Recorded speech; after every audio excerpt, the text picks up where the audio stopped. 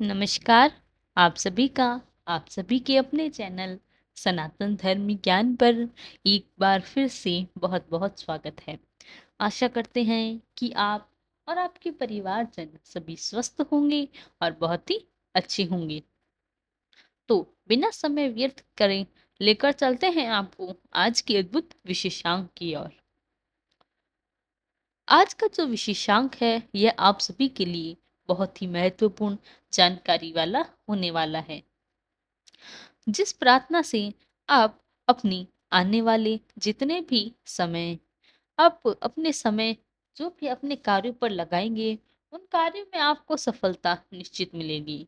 आप अपने जीवन में कुछ नए मार्गदर्शन और कुछ नए महत्वपूर्ण जो विषय हैं, जो अनुभव हैं, उनको भी शामिल करने में सक्षम हो जाएंगे।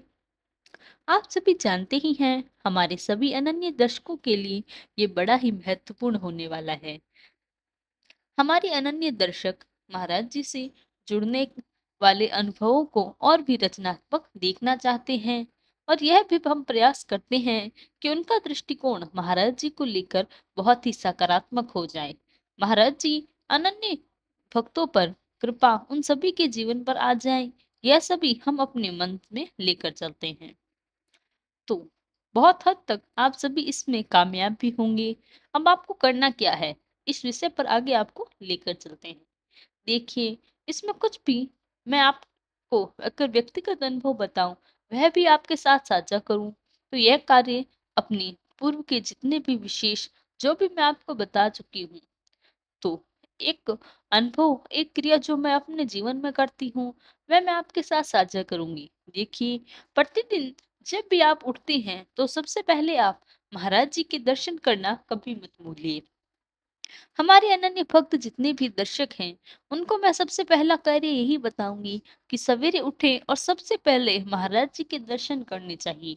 आपके दिन की जो शुरुआत है, दिन का जो आगमन है, महाराज जी के दर्शन से यदि आप प्रारंभ करें और इसको व्यक्तिगत में अपने जीवन से लेकर भी करती आई हूँ, महाराज जी से जुड़ी हूँ, तब से मैंने एक ऐसा कोई भी कार्य नहीं किया जब मैं सवेरे की आंख खुले और महाराज जी को नमन न किया हो, महाराज जी के दर्शन किए हों।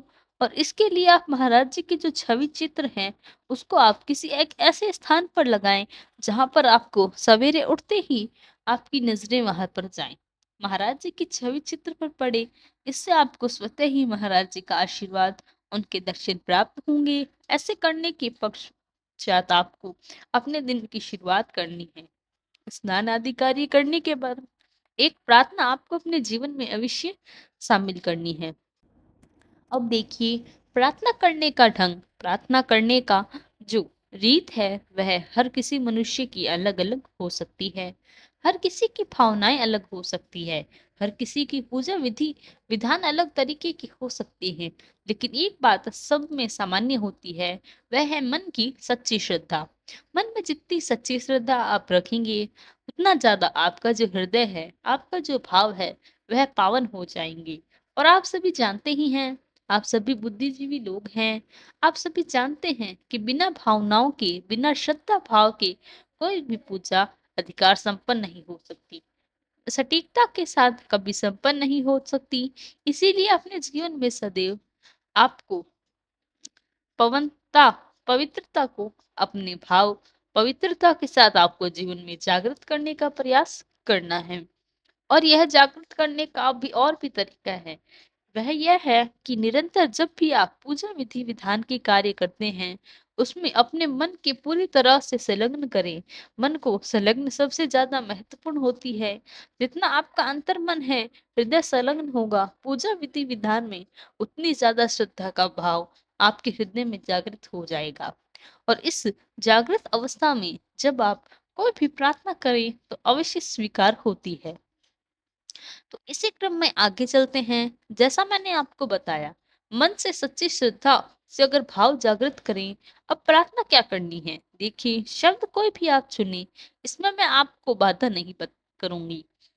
आपको प्रत्येक शब्द इस्तेमाल करे, मैं कभी नहीं कहूंगी।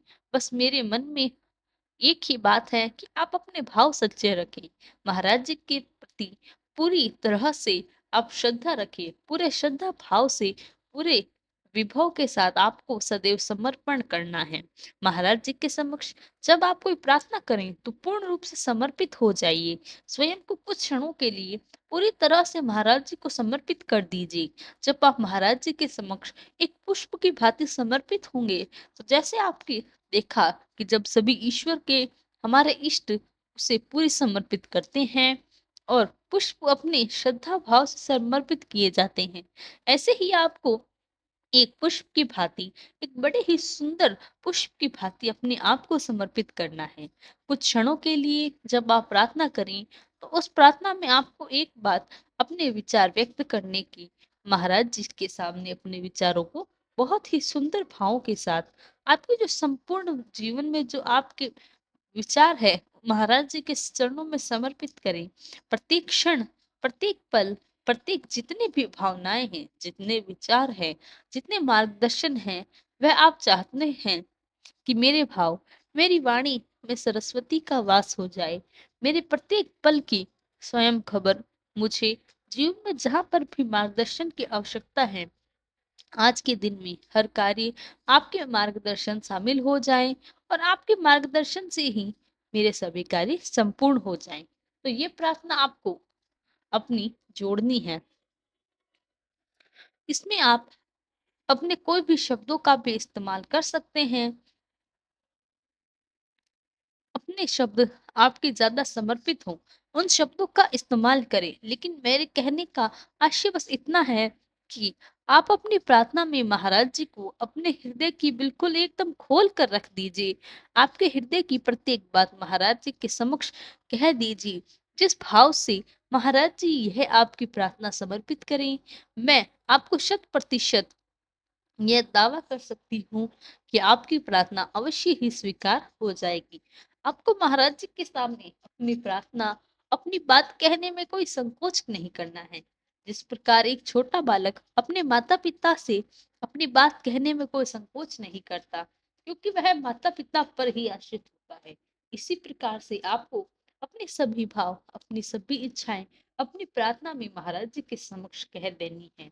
जैसे आप एक छोटे बालक की भांति हो और महाराज जी पर ही आप आश्रित हैं, तो इसीलिए आप अपनी सभी भावनाएं महाराज जी के समक्ष बिना किसी संकोच के कह दीजिए। आपके प्रत्येक कार्य आप महाराज जी को शामिल हो।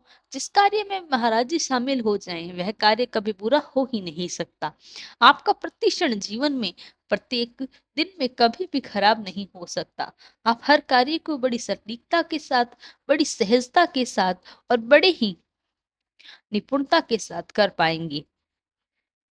इसीलिए हम सभी अनन्य दर्शकों के लिए मैं यही कहना चाहूंगी कि प्रत्येक दिन एक छोटी सी प्रार्थना आप शुरू करें। आप जितना समय व्यतीत कर सकते हैं, यह तो मैंने आपको सिर्फ एक मार्गदर्शन बताया। प्रार्थना आप स्वयं अपने हृदय से करें, अपने शब्दों में करें, तो और भी बेहतर होगा। क्योंकि प्रार्थना तो सच्चे हृदय से ही की जाती है। अपने भावों को अपने हृदय के अंतर्मन में स्वयं को जागृत करते हुए महाराज जी से आपके हृदय की बात को कहिए। महाराज जी, आप मेरे कार्यस्थल पर मेरे साथ चलें। जो मैं कार्य करूं, जैसा मैं करूं, उसमें मुझे मार्गदर्शन दीजिए। उस मार्गदर्शन से ही मैं यह चाहूंगा कि मेरा कार्य सफल हो और मुझे जीवन में सफलता मिले।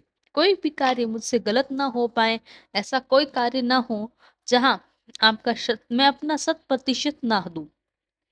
जीवन में कोई भी कार्य करूं, कोई भी कार्य करूं, तो जीवन में कोई छोटा या बड़ा नहीं होता, तो उसमें आप मेरी सहायता करें।